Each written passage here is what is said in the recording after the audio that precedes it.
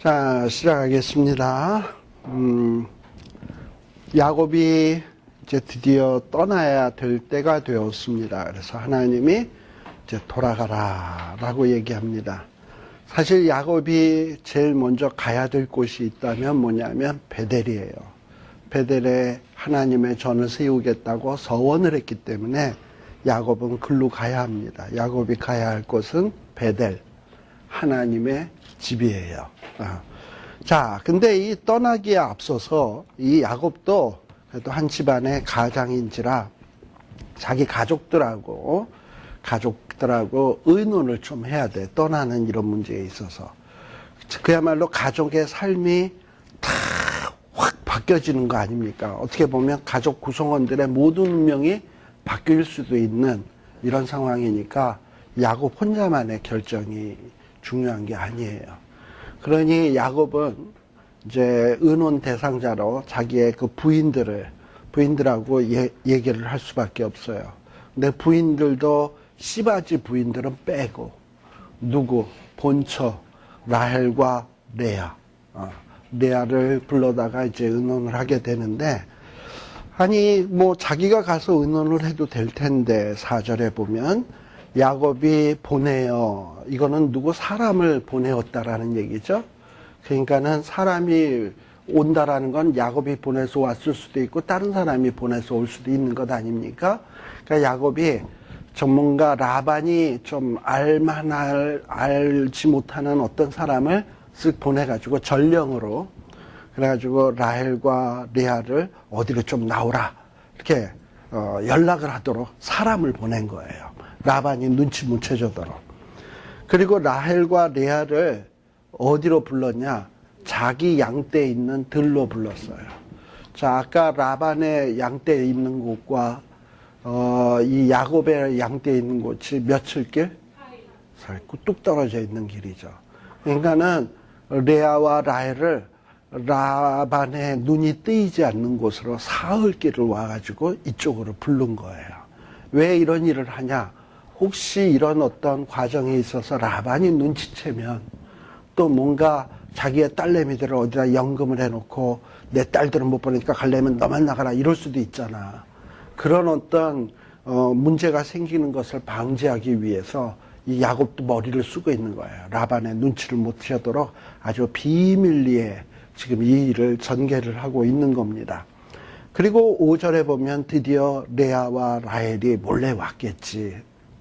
그리고서는 이제 하소연을 하는 거예요. 레아와 라헬에게 말을 하기를, 내가 그대들의 아버지의 안색을 보니, 라반의 안색을 보니 이제 그 라반의 안색이 옛날 같지가 않다. 나를 미워한다. 나를 맨날 째려본다. 근데 그럴지라도, 당신의 아버지는 나를 미워할지라도 하나님은 나와 함께 계셨다. 그리고 나는 당신네 아버지를 위해서 이렇게 있는 힘을 다했는데, 근데 당신들이 알다시피 7절에 보면 그대 아버지가 나를 속여서 품삯을 몇 번이나? 10번이나. 과연 10번일까? 9번 아닐까? 11번 아닐까? 뭐 이런 생각이 들잖아요. 보통 이렇게 10번이다라는 건 굉장히 많은 숫자를 얘기하는 것이지, 어쩌면 숫자 딱 10번이라는 얘기보다는 상징적 의미가 더 클 거예요. 10번이라는 건. 이렇게 여러 번에 걸쳐서 나를 이렇게 속여 먹었는데, 그럼에도 불구하고 하나님이 그 라반을 나를 해치려고 하는 것을 금하사 나를 해치 못하게 했고, 그리고 또 하나님께서 나와 함께 하셔서 점 있는 것이 내 삭시 되리라 하면, 뭐 낳는 것이 다 점 있는 것이고, 얼룩무늬 있는 게 내 삭시 되면 얼룩무늬고, 이러면서 9절에 보면 이 야곱은 어떤 생각을 했냐? 자기가 이렇게 거부가 된 것은 신풍나무의 효과가 아니고, 어떤 자기의 그 아이디어의 때문이 아니라 뭐냐? 9절에 보면 하나님이 이같이 그대들의 아버지의 짐승을 빼앗아 내게 주셨다라는 얘기예요. 그러니까 야곱도 이 모든 일들을 다 누가 해주신 거다? 하나님이 해주신 거다라는 인식을 했습니다. 근데 이걸 같이 지켜봤던 사람들이 누구냐 하면 바로 레아와 라헬이에요. 그리고 또 보면은 양떼가 새끼 뵐 때에 내가 꿈에 눈을 들어보니 양떼를 탄 수양은, 여기서 이 양떼를 탄 수양, 이건 뭐냐면 양들이 교미하는 모습입니다. 순양이 암양 위에 이렇게 올라탄 이런 모습이에요. 근데 얼룩무늬 있는 거, 점 있는 거, 아롱진 것이었더라. 그래가지고 이런 것들은 뭐냐면 다 하나님이 벌써 꿈에 야곱에게 어떤 게 너의 재물이 될 건지, 너의 재산이 될 건지를 꿈에 다 보여주시는 거야. 근데 왜 이렇게 하나님은 자꾸 이렇게 꿈에 나타나시는가? 베델에서부터 하나님은 야곱에게 뭐라고 얘기했냐면 내가 너와 함께 하겠다. 그리고 라반이 속일 때마다 얼마나 마음에 상처를 입었을까요? 그리고 라반과 내일 품삯을 정하는 계약날이면 얼마나 마음에 어떻게 계약해야 될지 고민이 됐을까요? 그럴 때 아마도 하나님께서 꿈속에 양떼들 보니까 얼룩무늬, 점 있는 거, 이런 거 보여주면서 그걸 너가 달라 그래라. 하나님이 이렇게 벌써 꿈속에서 살살 코치를 해주신 것 같아요. 야곱에게 함께 하시면서. 그래서 이 야곱이 하나님 하라는 대로 했더니만 거부가 된 거예요. 자, 그래서 여기 보면은 13절에도 보면 나는 베델의 하나님이라 내가 거기서 기둥에 기름을 붓고 거기서 내게 서원하였으니 지금 일어나 이곳을 떠나서 내 출성지로 돌아가라. 그러면서 이제는 그동안에 야곱을 라반의 집에서 보호해 주셨던 하나님이 이렇게 다시금 나타나서 베델로 돌아가라고 하더라. 그리고 그 베델은 내가 하나님과 약속했던 곳인데 내가 이렇게 축복받았던 건 하나님이 약속을 지켰기 때문인데 내가 약속을 어겨서야 되겠냐, 나의 부인들이요 하고 지금 얘기를 하고 있는 거예요. 자, 이 얘기를 딱 들었던 이 부인들 14절 보게 되면 라헬과 레아가 야곱에게 대답을 합니다. 자, 근데 그동안에 라헬과 레아도 라반이 비록 자기의 아버지지만 아버지에 대해서 쌓인 게 참 많았던 것 같아요. 제가 지난번에 결혼을 할 때 남자는 신부집에 지참금이라는 걸 준다 그랬잖아요. 그리고 지참금의 어떤 거의 대부분은 누구에게 가느냐? 장인에게 돌아가지만 또 일부는 누구에게도 줘야 되는 거냐면 그 딸들, 그러니까 신랑의 부인 되는 여자들에게도 줘야 되는 거예요. 근데 아마도 라반은 그 지참금을 몽땅 자기가 그냥 싹 먹고 입 싹 씻고 레아나 라헬에게 짠 한 푼 안 준 것 같아. 그러니까 거기에 대해서 라헬과 레아가 굉장히 섭섭했던 것 같아요. 그리고 맨날 지 남편을 집안에 몸쪽 부리듯만 하니까 얼마나 또 마음이 섭섭했겠어. 자기 아들들보다 천대하고 이러니까 굉장히 라헬과 레아가 굉장히 섭섭했던 것 같아요. 이렇게 라헬과 레아가 아버지가 자기네들에게 줘야 될 돈을 안 주고 입 싹 씻은 거를 어떻게 할 수 있냐면 15절에 아버지가 우리를 뭐 했다? 팔고, 심지어는 아버지가 레아와 라헬을 야곱에게 팔았다라고 생각을 하는 거야. 왜냐하면 야곱은 몸으로 때우면서 품삯을 안 받으면서 일했잖아요. 그 대가로 레아와 라헬을 얻었으니까 레아와 라헬은 어떻게 보면 팔려간 거야. 그리고 팔려갔으면 지참금 준 거를, 지참금에 해당된 거를 자기네들을 줘야 되는데 이걸 다 누가 먹었다? 아버지가 먹었다. 그러면서 우리의 돈을 다 아버지가 먹었으니 아버지는 우리를 뭘로 여긴다? 15절 끝에 보면 우리를 가족으로 여기는 게 아니라 출가 외인으로 여기는 거구나. 그래가지고 굉장히 마음에 쌓였던 것 같아요. 그래서 16절에 레아와 라헬은 어떤 결론을 내리냐? 하나님이 라반의 집에서 빼앗은 것은 이거 하나님이 우리에게 주신 것이니까 이거 우리 거다. 우리 가족 거고 우리 자식들 거니까 이제 하나님이 하라는 대로 당신 다 하십시오. 그래서 이 레아와 라헬은 여필종부, 남편의 말을 따르는 아주 이 훌륭한 부인들의 모습을 딱 보여주기 시작을 하는 거예요. 결심을 딱 한 거예요. 자, 그래가지고 드디어 이제 이 출애굽이 아닌 출라반, 출아람, 출아람을 하는 거예요. 그래서 야곱이 일어나서 자식들과 아내들을 약대들에게 태우고, 그리고 그 얻은 모든 제사들을 가지고 이제 밧단 아람을 떠나서 가나안 땅에 있는 아버지 이삭에게 가려고 하는 겁니다. 자, 근데 이 출아람을 하려고 하는 때가 언제냐? 19절에 보면 라반이 뭐 할 때냐면 양털을 깎을 때라라고 되어 있습니다. 이 라반은 목축업을 하는 사람이거든요. 그래서 이 목축업을 하는 사람에게 있어서 가장 바쁘고 그리고 가장 기쁜 날이 언제냐 하면은 털 깎는 날이에요. 양의 털 깎는 날. 왜냐하면 양의 털을 깎아서 팔아야 돈이 생기는 날이거든. 농사꾼에게 있어서는 추수를 해서 곡식을 탈고 그래서 가만히에다 이렇게 해서 그걸 또 팔아야 돈 되는 것처럼 이 양치는 사람에게 있어서는 이 양털 깎는 날이 굉장히 중요한 날이에요. 바쁜 날이고 또 기쁜 날이에요. 추수 때와 똑같아요. 근데 바로 요런 날을 야곱은 참 머리가 쌩쌩 돌아가는 사람이니까 언제 밧단 아람을 떠나야 될 것인가. 라반이 정신없을 때를 이용해야 된다. 해가지고 털 깎는 날을 디데이로 잡은 거야.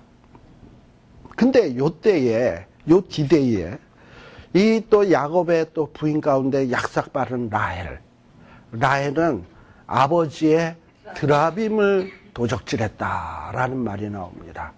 아니 드라빔이 도대체 뭐 대단한 거길래 도적질을 하나? 거기에 무슨 뭐 물방울 다이아리에도 박혀 있나? 뭐 이런 생각을 할런지 모르겠는데 그래서 비싼 게 아니고 이 드라빔은 사람 모양으로 생긴 그 사람의 반신상일 수도 있고 전체 상일 수도 있고 어떤 건 조그만 것도 있고 큰 것도 있고 그래요. 근데 일종의 한 가정의 수호신이야. 그 가정의 수호신. 그래가지고 그 드라빔이 그 자기네 집에 복을 가져다 준다고 이 밧단 아람에 있는 사람들은 믿었던 것 같아요. 근데 이 라헬이 그 드라빔을 훔친 것은 아, 내가 이 드라빔의 보호를 받아야 되겠다라는 이런 마음도 있었는지 모르겠지만 보통 이 밧단 아람에 있는 사람들은 이제 아버지가 죽으면 자기의 모든 가업을 물려줄 자식에게 그 드라빔도 같이 물려주게 돼 있어. 그래서 그 드라빔을 받은 사람은 아버지의 상속권을 물려받는 것과 동일해요. 근데 이 라헬도 누구 부인이야? 야곱 부인이잖아. 그 뭐라 그래요? 보통 유유상종이라 그러잖아. 야곱도 욕심이 많은 사람이고 라헬도 욕심이 많으니까 야곱도 장자권은 내가 얻어야 되겠다라고 욕심이 있던 사람이니까 라헬도 뭐냐면 사실 장자권을 받으면 딸로 받는다면 레아가 받아야지 지가 받나. 근데 이 라헬은 욕심이 많으니까 이 집안의 장자권을 내가 받아야 되겠다. 이런 생각을 해가지고 오빠들 다 제치고 언니 제치고 그 집에 드라빔을 싹 훔쳐내온 거야. 그래가지고 나중에 그 장자권을 사위가 받을 수 있도록 이런 어떤 모략을 꾸미고 있는 거예요. 그래서 이 드라빔을 지금 훔치고 있는 겁니다. 아마도 또한 이제 자기네들이 밧단 아람을 떠나서 어디로 갑니까? 가나안 땅으로 가는데 굉장히 긴 여정이거든. 먼 여정이거든. 이럴 때 어떤 위험을 당할런지 모르니까 자기네들의 신이 자기네들을 도와줬으면 좋겠다 하는 이런 바람이 있었는지도 몰라요. 근데 이런 마음에서 드라빔을 도적질한 거야. 이걸 보면 라헬이라고 하는 여자가 얼마나 욕심 많은 여잔가 하는 것을 알 수 있습니다. 또 20절에 보면 야곱은 라반이 눈치챌까봐 말하지 아니하고 가만히 떠났어. 그래가지고 이제 떠나는데 이 야곱은 부인이 넷에다가 그야말로 어린애들 또 잔뜩 있죠. 그리고 또 여러 가지 재물들 실은 약대 이러니 빠른 걸음으로 갈 수가 없지. 그래서 강을 건너 길르아산으로 도망친다고 도망을 쳤는데 도망친 지 한 3일쯤 됐는데 그 3일쯤 됐을 때 양털 깎을 때 정신없던 라반이 야곱이 없는 것을 발견하게 되고 이것들이 도망갔구나 하는 것을 딱 알게 된 거예요. 그리고서는 라반이 말을 타고 자기 옆에 있는 식솔들을 데리고 열심히 쫓아온 겁니다. 7일 길을 쫓아와가지고 결국은 길르앗에 와서 피신해 있는 야곱을 탁 덮치게 되는 겁니다. 이걸 보면 얼마나 이 라반이 드라빔을 도적 맞은 거에 대해서 분노했는지 몰라요. 그리고 자기에게 말 안 하고 떠난 거에 대해서 화가 났는지 몰라요. 그래서 열심히 쫓아온 거야. 자, 그런데 이 라반이 분노해서 쫓아오면서 그 먼 거리를 쫓아오다 보면 사람이 어떤 일 때문에 화가 나는 때도 있지만 그 일 때문에 막 내가 누구를 쫓아가서 그놈 잡으려고 갈 때 그 고생했던 거 생각하면 더 화가 나는 거 있죠. 그런 거 있잖아. 예를 들어서 내가 무슨 도둑을 맞았어. 돈을 잃어버려서 속이 상해. 근데 저는 옛날에 제가 타고 다니던 차를 자동차 유리 빵 깨고 스테레오 떼어가는 애들 있잖아요. 자동차 라디오 한참 떼어갈 때 그렇게 당한 게 4번인가 5번이 돼요. 스테레오 뜯겨서 화가 나는 것도 있지만 유리 깨지고 난 다음에 유리 갈러 가야지. 또 유리 새 거 바꿔 껴야지. 이런 거 왔다 갔다 하면서 또 뭐 어떨 때는 무슨 지갑 같은 거 가져가게 되면은 드라이브 라이센스 다시 갱신해야지. 무슨 체크북 같은 거 갔으면 클로즈 시켜야지. 뭐 크레딧 카드 없어졌으면 다시 블락 시키고 다시 신청해야지. 뭐 이런 거 하다 보면 열이 더 받잖아. 그러니까는 내 받은 것만 돌려준도 그거로 성이 안 차서 막 두들겨 패고 싶을 거 아니에요. 그러니 라반도 드라빔 도둑 맞았지. 가만히 나간 것도 괘씸한데 내가 왜 7일 동안 이렇게 새빠지게 뛰어와야 돼. 이러고 생각을 하면 얼마나 열이 뻗치겠습니까. 그러면서 열이 뻗치면서 오다 보면 무슨 생각할까요? 잡히기만 해봐라. 잡히기만 해봐라. 이러고 오겠지. 너네들 걸리기만 해봐라. 이러고 왔겠지. 하나님이 딱 위에서 보니까 라반의 얼굴을 보니까 이거 가만두고는 안 되겠거든. 그러니까 어떻게 해? 여기 성경에 보면 24절에 밤이야 밤. 이때는 통상적으로 이동 안 하는 그런 때인데 이 라반이 이렇게 쉬려고 탁 하는 때에 하나님이 라반에게 탁 꿈에 나타나가지고 너 삼가라는 건 너 까불고 그냥 촐싹거리면서 야곱에게 그냥 허튼 짓 하면 알지 이 얘기예요. 조심해라 이 얘기예요. 삼가 뭐 선악간에 말하지 말라 하셨더라.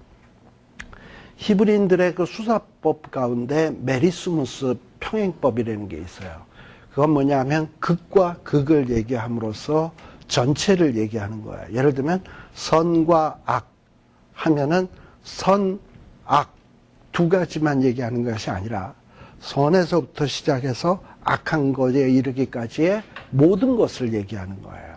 즉 선악간에 말하지 말아라 하는 것은 좋은 거든지 나쁜 거든지 아니면 그 가운데 있는 중간들이거든지 어쨌든 야곱에게 개인이 까불고선 함부로 말하지 마라. 내가 가만 안 둔다. 라고 하나님이 이 라반에게 나타나신 거예요.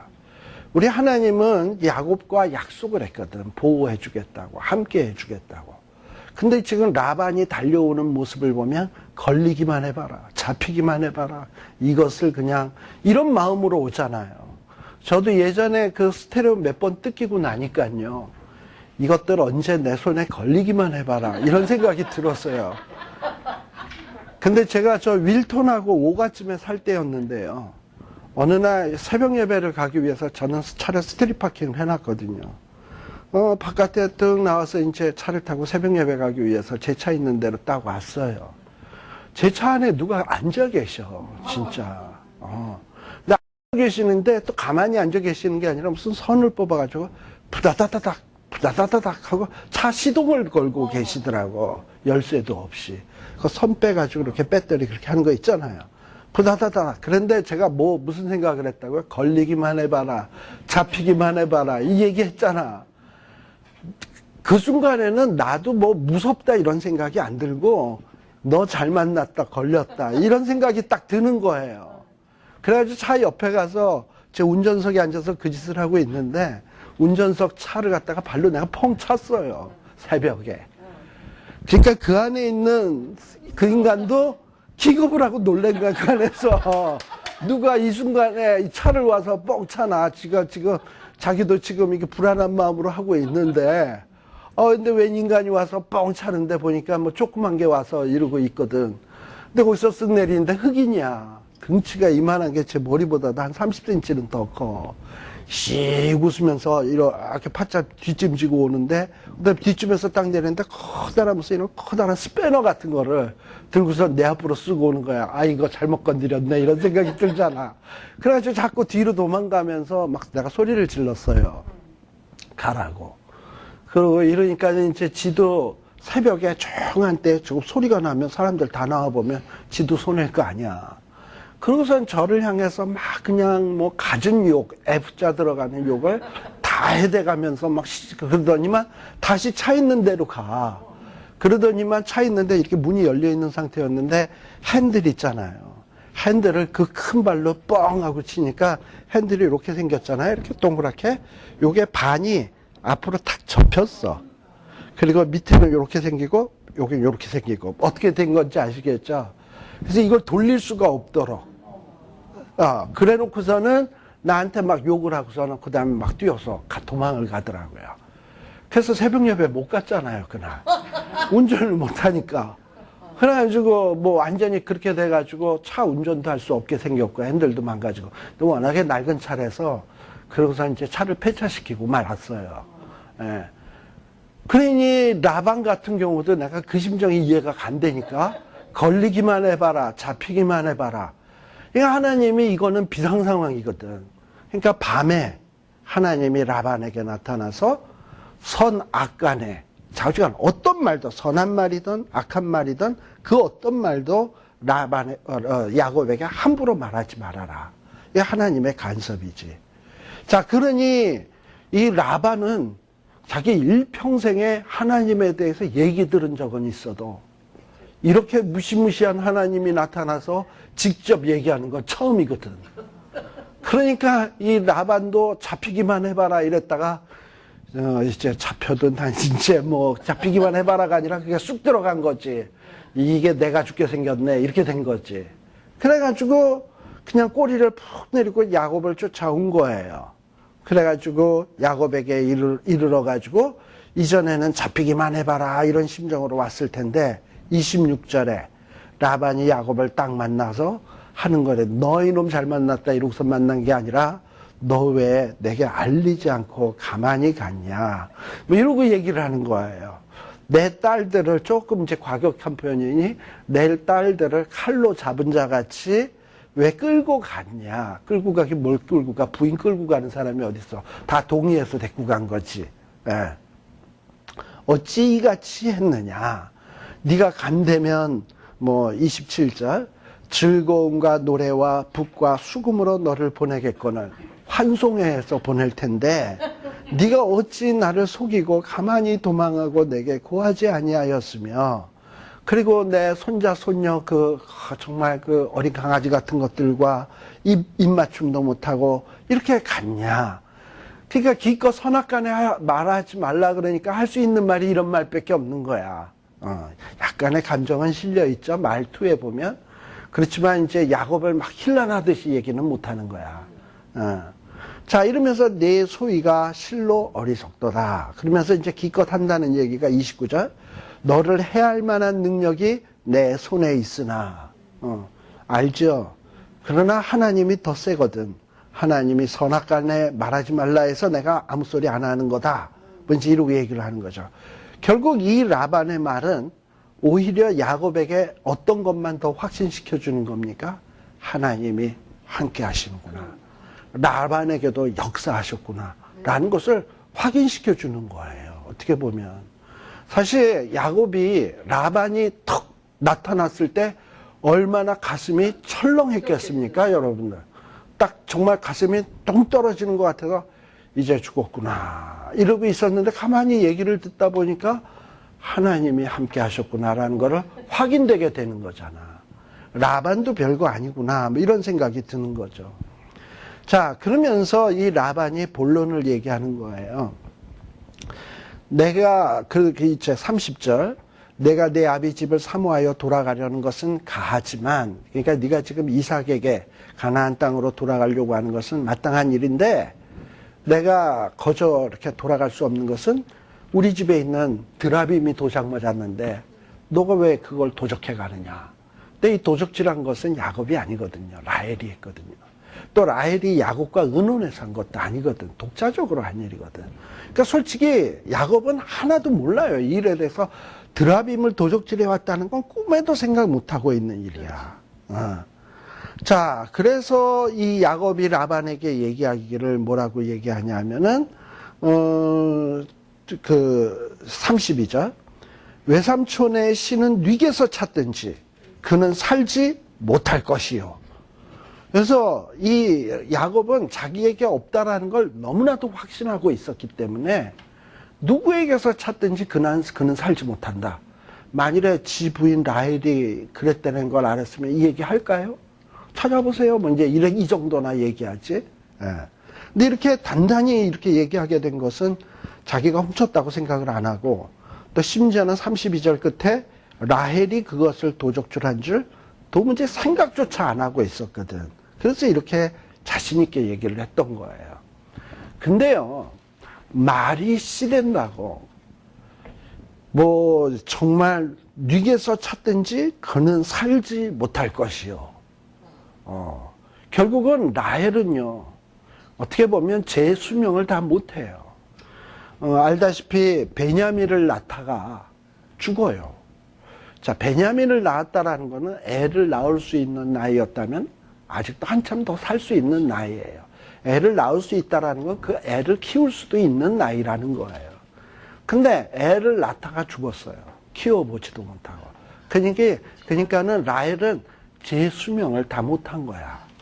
근데 물론 이제 결론적으로 생각하는 거겠지만 말이 씨된다고 야곱이 한때 뭐라 그랬냐? 이 뉘게서 찾든지 그 자는 살지 못할 것이요. 특별히 야곱은 어떤 자냐? 한 가정의 제사장이에요. 그렇죠? 믿음의 족장이에요. 근데 이 족장이고 어떤 남에게 축복도 할 수 있는 권세를 가진 사람이고 하는 사람이 어떤 이 말을 함부로 내뱉었다? 그런 말은 어떨 땐 진짜 씨가 되는 경우가 있어. 그래서 우리 예수 믿는 사람들은요, 말도 조심해야 돼. 암만 열받는다고 자식들 보고 열받는다고 칵 나가 죽여버려라. 뭐 이런 식의 얘기를 하든지, 너 같은 게 뭘 하냐. 뭐 이런 데든지 그러면 그 말이 씨가 돼요. 얼마 전에 TV를 보다 보니까 그 감자인가 뭐 아무튼 무슨 이렇게 음식 같은 거였는데 두 개의 요 비커에다가 이렇게 탁 놔두고요. 한쪽에다가는 막 맨날 나쁜 말만 해. 너는 왜 이렇게 못생겼냐? 너는 왜 이러냐? 또 한쪽에는 너 참 오늘 기분 참 좋다. 너는 참 이쁘다. 이렇게 좋은 말만 해줬어요. 똑같은 거를 똑같이 넣어두고서 한 달을 지났는데 한쪽은 완전히 곰팡이가 쓸고 썩어버리고 한쪽은 깨끗한 곰팡이만 있고 이런 실험을 한 것이 그 방송국에서 한 게 있더라고요. 그러니까 우리 이 말은요, 좋은 말하고 나쁜 말에는 그게 그 안에 또 어떤 이 파장이 있어가지고 소리의 파장이 있어가지고 그것이 상대방에게 굉장히 영향을 미친대요. 심지어는 이렇게 놓여있는 그냥 무생물 같은 음식 찌꺼기, 감자 같은 거였는데 그런 거에도 그렇게 영향을 미친다는 겁니다. 그러니 암만 라반이 와가지고 와 도둑질 했냐, 마치 도둑질 취급을 당하니까 거기에 대해서 야곱도 열받다 보니까 감정을 주체치 못해서 누구에게서 찾든지 그놈은 살지 못합니다 라고 턱 얘기했던 것. 근데 그 얘기가 결국은 자기 부인의 얘기였고 자기의 사랑하는 부인이 애 낳다가 죽을 거라고는 야곱은 생각지도 못했던 일이라 이 말이에요. 그러니까 이런 어떤 사소한 얘기도 성경 속에 이렇게 기록되어 있을 때 아, 이럴 수도 있겠구나 라는 것을 우리들이 발견할 수 있어야 됩니다.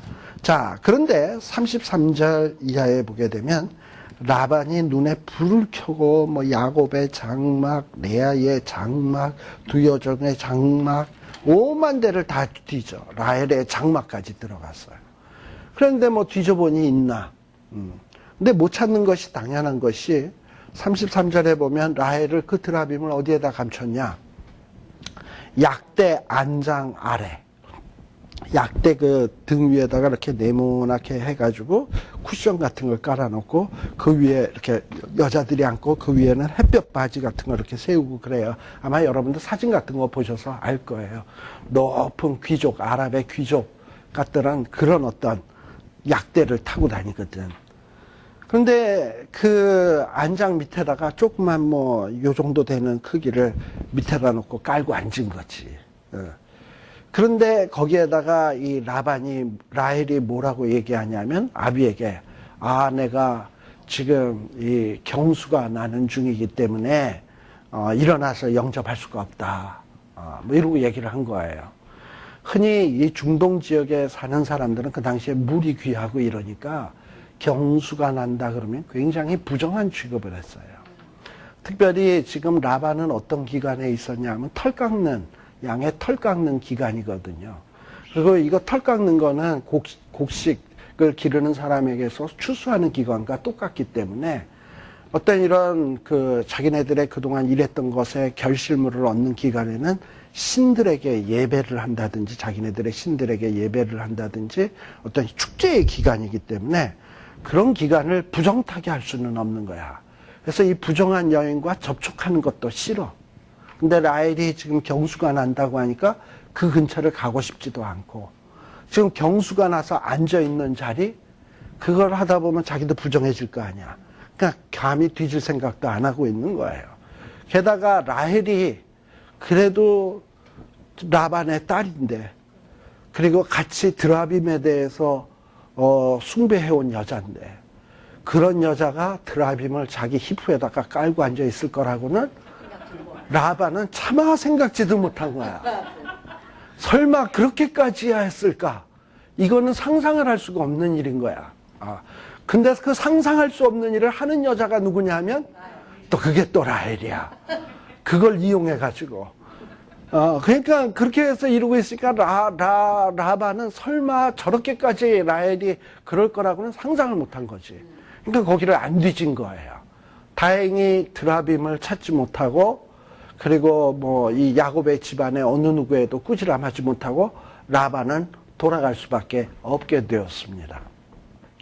만일에 드라빔이 신이라면 진짜 뭐 인간에게 복을 줄 수 있고 화를 내릴 수 있는 신이라면 누가 지를 히프로 깔고 앉아 있는데 그 히프에다가 뭐 이렇게 해서라도 해가지고 깜짝 놀래게라도 해야지 지가 살아있는 신이지 그 밑에 깔려가지고 그것도 또 경수가 나는 여자 밑에 깔려가지고 이러고 있는 게 이게 무슨 신이야. 그렇잖아요. 또 근데 그런 신을 지가 갖고 가서 복 받겠다고 가져가는 라헬은 또 뭐냐고. 그런 신을 참 그러니 당시에 이 사람들이 얼마나 어리석고 우상을 숭배하는 자들이 이게 얼마나 어리석은 건가 하는 것을 알 수 있어요. 물론 언뜻 보면 이런 생각도 들었어요. 라헬이 신앙이 너무 좋아가지고 이 드라빔은 신이 아니야. 내가 깔고 앉아도 꼼짝도 못하는 존재야. 그래서 확 깔고 앉았는지도 몰라. 단지 라헬의 욕심은 뭐냐면 아버지 집안의 재산을 내가 물려받기 위해서는 이놈이 필요해. 좀 이렇게도 한번 생각을 해봤습니다만 어찌됐건 이 드라빔이라고 하는 이 존재는 신이 아니야. 누가 경수가 나는데 그냥 깔고 앉아있는데도 꼼짝도 못해. 그냥 한심한 신인 거야. 그걸 증명해주는 내용이 바로 이거예요. 자, 그래서 이렇게 되니까는 사실 야곱의 집안에서 훔쳐간 건 맞죠? 근데 라반이 못 찾았어. 자, 그러면 이제 누가 이제 방방 뜰 사람입니까? 이제 야곱이 이제 방방 뜨기 시작하는 거야. 조금 전까지 라반이 방방 뜨다가. 그러면서 야곱이 막 분노를 해서 라반을 책망할세. 그리고 라반에게 대척하여 가로되 내 허물이 뭡니까? 왜 나를 죄인 쫓듯이 불같이 쫓냐? 뭐 이러고서 다 뒤져봤는데 있습니까? 뭘 찾았습니까? 뭐 그냥 해야 되는 거지. 하나님이 뭐 우리 두 사이를 판단하게 하소서. 하나님은 다 알아. 누가 잘못했다고? 야곱의 집이 잘못했다고. 그리고 그런 자를 발견하면 죽이소서 해서 하나님 다 기억하고 나중에 라헬 죽이잖아요. 참 말이 씨되는 거예요. 사실은. 암만 지금 감정이 복받친다고 이렇게 다 확인도 안 해보고 생각나는 대로 얘기하는 거 아니라고요. 물론 야곱의 심정도 이해되지. 38절에 보면 야곱은 7년 14년 그 다음에 또 라반이 꼬셔가지고 물론 그때는 품삯을 점 있는 거 얼룩진 거 품삯 받으면서 일을 했지만 그것도 얼마나 서러움 당하면서 한 겁니까? 야곱을 믿지 못해서 자식들이 점 있는 거 지키게 하고 사흘길 떨어지게 하고 맨날 검사하러 오고 그러니 그 기간의 7년도 이거 참 험악한 세월인 거예요. 자그만치 7년 그리고 나머지 6, 7년 20년의 세월을 외삼촌하고 함께 했는데 그리고 이렇게 외삼촌과 함께 하면서 야곱이 얼마나 열심히 일을 했냐 하면은 너무나 암양이나 암염소들을 잘 돌봐가지고요. 얘네들이 이 낙태 같은 걸 잘하는데 야곱이 돌보면 낙태를 하네. 그렇게 야곱이 일을 잘했어. 또 외삼촌 양떼의 수양을 내가 먹지 않았다. 이건 무슨 얘기냐면 암양과 수양이 있는데 뭐가 더 가치가 있냐면 암양이 더 가치가 있어요. 왜냐하면 암양은 새끼를 낳잖아. 그러니까 자꾸 재산을 증식할 수 있는데 순양은 뭐냐? 이게 순양은 한두 마리만 있으면 돼. 그렇게 많이 있어봐야 쓸데가 없어. 지들끼리 싸움닥질이나 하지 맨날 암놈 차지하겠다고. 그러니까는 목자들에게 순양은 잡아먹어도 된다. 단 한 달에 한 마리씩. 그래서 순양을 먹을 수 있는 권한을 목자들에게 주었거든요. 그런데 야곱은 분명히 순양을 먹을 수 있는 권한이 있음에도 불구하고 이거 라반 건데 라반의 집안 건데 하면서 그것을 먹지 않을 정도로 이 라반의 집을 위해서 충성했다라는 거예요. 또 39절에 보면 물려 찢긴 것. 자, 찢긴 것, 물려서 찢긴 것. 이거를 발견을 하려면 어떻게 해야 되냐? 물려 찢겼을 때 그 악한 짐승과 싸워야 물려 찢긴 것을 구해올 수 있어요.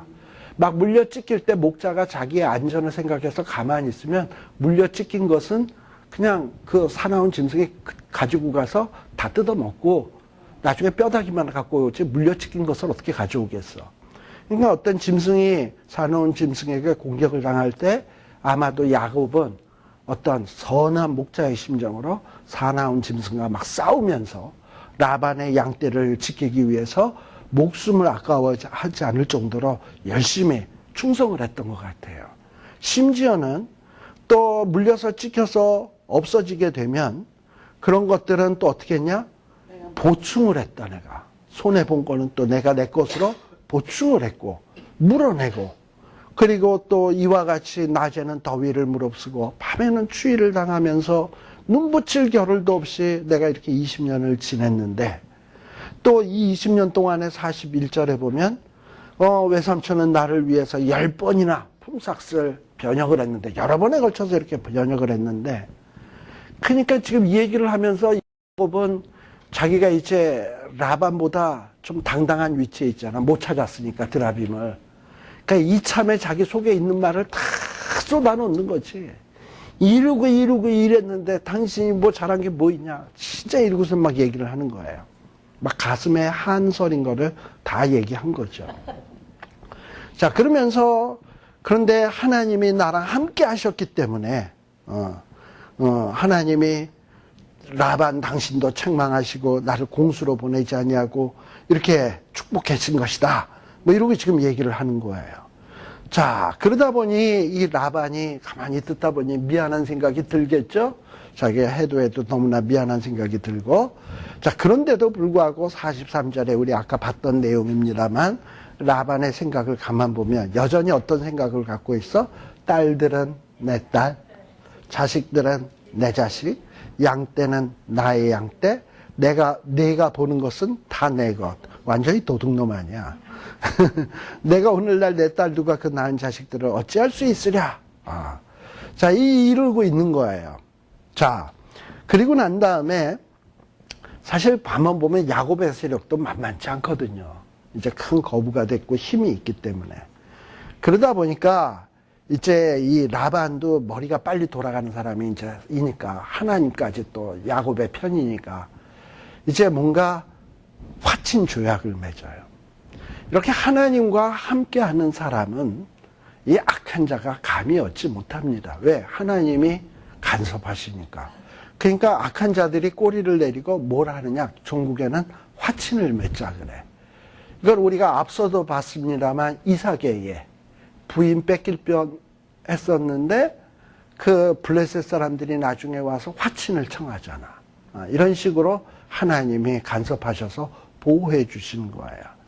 야곱의 마음에도, 라반의 마음에도 하나님이 역사하셔서 야곱을 두려워하게 했어요. 그래서 이 야곱이 저렇게 한이 맺힌 게 많은데 고향 땅에 돌아가서 세력을 크게 한 다음에 혹시 나를 쳐들어오는 것이 아닐까? 이런 두려움. 또 하나는 어떤 두려움이 있냐면 드라빔이 찾지는 못했지만 심증에 그럼 누가 가져갔냐 이 말이지 드라빔을. 이 집 아니면 없을 텐데. 분명 어딘가는 있을 것 같은데 내가 못 찾았는데. 근데 나중에 혹시 저 야곱의 집안에서 그게 나오면 그거 들고 와가지고 라반의 집안의 모든 재산 상속권을 가로챌까 하는 이런 두려움. 그러면서 그런 거를 아예 미연에 방지하기 위해서 야곱과 라반 서로가 절대 이제 해하지 않는다. 뭘 요구도 하지 않는다. 이후에 설사 드라빔이나 뭐 그 하레비가 발견된다 하더라도 요구하지 않는다. 어떤 이런 조약을 맺자는 거예요. 라반은 나름대로 자기를 프로텍트하기 위해서. 그러니까 라반도 굉장히 지혜로운 사람이에요. 그리고 어떤 서로 감정이 상해 있는 상황이니까 요까지를 경계선으로 해서 너네 열대일로 넘어오면 안 돼. 해가지고 서로 불가침 조약 같은 것을 지금 맺고 있는 장면이 44절이에요. 언약을 맺는 장면이에요. 그래가지고 기둥을 세우고 돌을 모으고 무더기를 세우고 그리고서는 그거를 하나의 언약의 증표로 삼는 겁니다. 그래서 그곳의 이름을 여갈 사하도다 뭐 혹은 갈렛 뭐 이러고선 했는데 이것이 다 뭐냐면 증거예요. 증거. 또 뭐라 그랬냐? 미스바라고 했대요. 미스바. 이거 감찰하다 이런 뜻이에요. 미스바. 근데 그 미스바는 나중에 여러분들 사사시대 때라든지 또 사무엘서에 보면 사무엘이 주로 활동하던 무대가 미스바입니다. 미스바 대회개 운동도 아시잖아요. 예, 바로 그 지역이에요. 거기가 바로 라반과 야곱이 헤어지게 된 장소입니다. 근데 거기에다 돌무더기를 쌓아놓고 하나의 증거로 이렇게 세워놨어요. 자, 그러면서 뭐라고 얘기를 했냐? 라반이 50절 내가는 누굽니까? 야곱이 내 딸들을 박대하거나 내 딸들 외에 다른 아내를 취하면 사람은 우리와 함께할 자가 없어도 보라 하나님이 너와 나 사이에 증거하시느니라. 장인으로서 사위가 다른 부인 두어서는 안 된다라고 단단히 부탁하고 있는 장면이에요. 어떤 아버지의 모습을 볼 수 있죠. 그 다음에 또 51절에 보면 이 돌무더기를 봐라. 그러면서 이 돌무더기를 증거물로 삼아서 무슨 내용을 하냐. 52절에 보면 이 무더기를 넘어서 요 무더기가 있는 선을 경계선으로 해서 내게로 가서 해하지 않을 것이고 또 너도 내게로 와서 해하지 않아야 된다. 불가침 조약이라 그랬죠. 서로 이렇게 상호 불가침 조약을 한 거예요. 그리고 그런 조약을 맺고 난 다음에는 이제 신의 이름으로 맹세를 합니다. 자, 그런데 이 신의 이름으로 맹세할 때 야곱은 누구의 이름으로 맹세하냐? 아브라함의 하나님, 나홀의 하나님, 그들의 조상의 하나님은 우리 사이에 판단하옵소서 하면서 야곱이 이렇게 야곱과 이렇게 맹세를 하게 되고 그리고 같이 떡을 먹고 이제 조약 맺은 것을 기념하는 의미에서 떡을 먹고 그리고 이제 헤어지게 되는 이런 모습이 요 31장의 마지막의 모습입니다. 아무튼 이런 장면들을 가만 보면 참 하나님께서 자기에게가 택한 자에게 얼마나 집요하게 관심을 기울이고 계시는가. 우리 아까 누구도 얘기했습니다만 야곱이라고 하면 어떤 자입니까? 간사하고 속이고 인간적인 방법이 앞서고 정말 이쁘게 볼래야 이쁘게 볼 수 있는 그런 구석이 하나도 없는 사람임에도 불구하고 하나님은 그런 자에게 약속하시고 약속을 지키겠다고 이렇게 간섭하시고 필요하면 밤에 나타나시고 꿈에 나타나시고 그리고 또 뭐 필요하면 말도 안 되는 방법을 통해서 축복하셔서 번영케 하시고 이런 모습을 볼 때 참으로 야곱은 참 복받은 사람이었구나. 근데 이런 복받은 사람이 야곱만이 아니라 바로 우리예요. 우리도 이 모양 저 모양으로 볼 때 하나님의 복받을 만한 구석이 그렇게 많지 않잖아. 근데 그럼에도 불구하고 하나님은 우리 보고 뭐라 그러시냐면 야곱아, 지렁이 같은 너 야곱아, 이스라엘아, 너는 내 것이라 내가 너를 지명하여 불렀나니? 이러면서 하나님은 우리를 자기 것이라 하시고 나의 것이라 하시고 나에게 관심을 두시고 우리가 불 가운데로 지날 때도 물 가운데로 지날 때에도 함께 하시고 인도하시는 하나님이라는 얘기예요.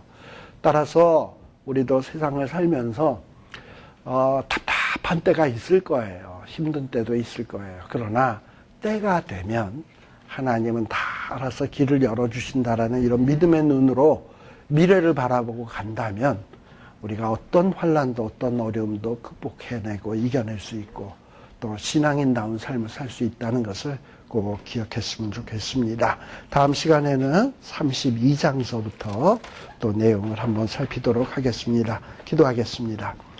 하나님 아버지 감사합니다. 또 오늘 우리 이 야곱의 모습을 통해서 정말 하나님이 얼마나 오묘한 방법으로 역사하신가 하는 것을 참으로 다시금 발견하게 됩니다.